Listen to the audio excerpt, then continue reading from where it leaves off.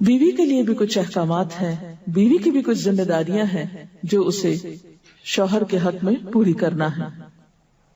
پہلی ذمہ داری یہ کہ بیوی خوشی کے ساتھ شوہر کی اطاعت کرے۔ قرآن پاک میں نیک عورتوں کی صفت یہ بتائی گئی ہے، فالصالحات قانتات، نیک عورتیں فرما بردار ہوتی ہیں، ایک طرف اللہ کی اطاعت گزار اور دوسری طرف شوہر کی اطاعت گزار۔ شوہر کی اطاعت کے بارے میں ایک حدیث میں آتا ہے، آپ صلی اللہ علیہ وسلم نے فرمایا، دو قسم کے لوگ ایسے ہیں کہ جن کی نمازیں ان کے سروں سے اوپر نہیں جاتی، ایک وہ غلام جو اپنے آقا سے بھاگ جائے جب تک کہ واپس نہ آئے، اور دوسرے وہ بیوی جو اپنے شوہر کی نافرمانی کرے جب تک کہ نافرمانی سے باز نہ آ جائے۔ یہاں تک حکم ہے کہ بیوی شوہر کے معاملے میں کسی دوسرے کی بات نہ مانے، یعنی شادی کے بعد ایک عورت جب شوہر کے گھر چلی جاتی ہے تو پھر شوہر کا حق سب سے بڑا ہو جاتا ہے۔ بعض اوقات ہمارے معاشرے میں ایک طرف شوہر کچھ کہتا ہے، دوسری طرف والدین کچھ کہتے ہیں، تیسری طرف کسی اور کا مشورہ کچھ ہوتا ہے، عورت بیچاری بیچ میں پس جاتی۔ ایسے موقع پر عورت کے لیے کیا لازم ہے، اس کی پرائرٹی کیا ہوگی کہ وہ اپنے شوہر کی بات مانے۔ عورت کی دوسری بڑی ذمہ داری اپنی آبرو اور عزت و عصمت کی حفاظت ہے۔ عورت کوئی ایسا کام نہ کرے جس سے اس کی عفت و عصمت پر کچھ حرف آئے۔ ازدواجی زندگی کی خوشی کا راز باہم ایک دوسرے پر اعتماد ہے۔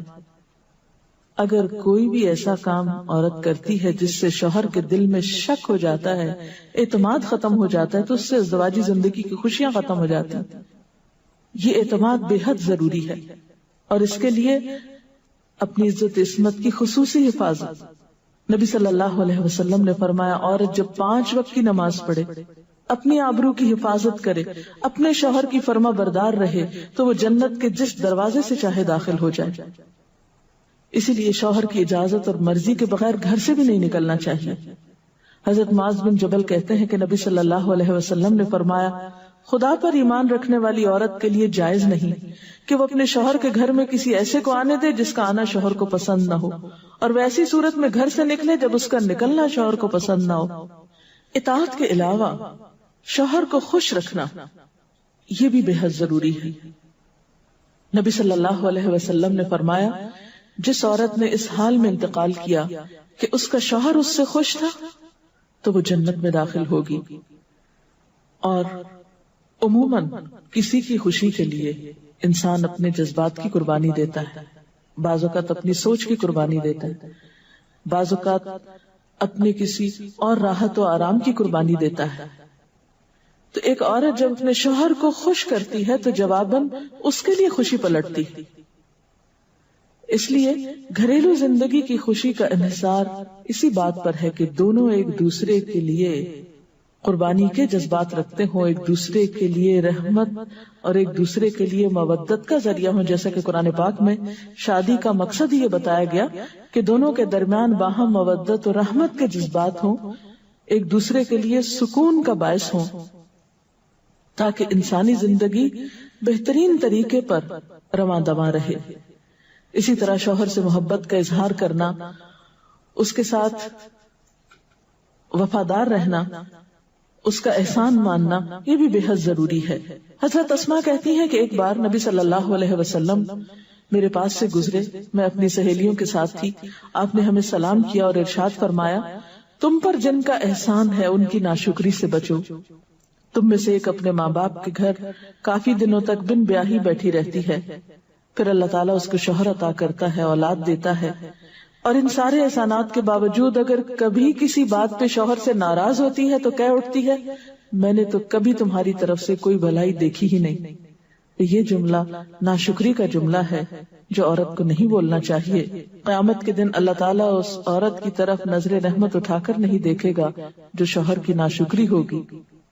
اور آخری بات یہ کہ عورت کے اوپر لازم ہے کہ وہ اپنے گھر بار، مال و اسباب اور اپنی ذمہ داریوں میں شوہر کی مددگار رہے، شوہر کی وفادار رہے۔ آپ صلی اللہ علیہ وسلم نے فرمایا، قریش کی عورتیں کتنی اچھی عورتیں ہیں جو بچوں پہ بہت مہربان اور شوہر کے گھر بار کی حفاظت کرنے والی ہیں۔ آپ صلی اللہ علیہ وسلم نے ایک اچھی عورت کی خوبیاں بیان کرتے ہوئے فرمایا، مومن کے لیے خوف خدا کے بعد سب سے مفید اور باعث خیر نعمت نیک بیوی ہے۔ نیک بیوی کون سی؟ اس کی کیا تعریف ہے کہ جب شوہر کوئی کام کہے تو خوشی سے کر دے، جب اس پہ نگاہ ڈالے تو اس کو خوش کر دے، اور جب اس کے بھروسے پہ قسم کھا بیٹھے تو قسم پوری کر دے، اور جب کہیں چلا جائے تو اس کے پیچھے اپنی عزت و آبرو کی حفاظت کرے، اور شوہر کے مال اور اسباب میں اس کی خیر خواہ رہے، اس کو ضائع نہ کرے۔ ایک اچھی بیوی کی خوبیاں آپ صلی اللہ علیہ وسلم نے بتائیں۔ اور پھر آخری چیز صفائی ستھرائی، سلیقہ، شوہر کے لیے زیب و زینت کا اہتمام، یہ چیزیں بھی ازدواجی زندگی میں خوبصورتی پیدا کرتی ہیں، اور اس کا بھی اہتمام جو ہے پھر ایک عبادت ہو جاتا ہے۔ لیکن ہمارا حال یہ ہے کہ جب ہمیں کہیں باہر جانا ہوتا ہے تو ہم بہت اہتمام کریں گے، لیکن شوہر کے لیے بطور خاص نیت کر کے اہتمام نہیں کریں۔ ہم یہ کہتے ہیں اس کو تو نظر ہی نہیں آتا، اس نے کبھی تعریف ہی نہیں کی، اس کو پتہ ہی نہیں میں نے کیا پہنا اور کیا نہیں پہنا، تو کس لیے پہنے؟ ایک شیطان ہمیں جواز فراہم کر دیتا نا۔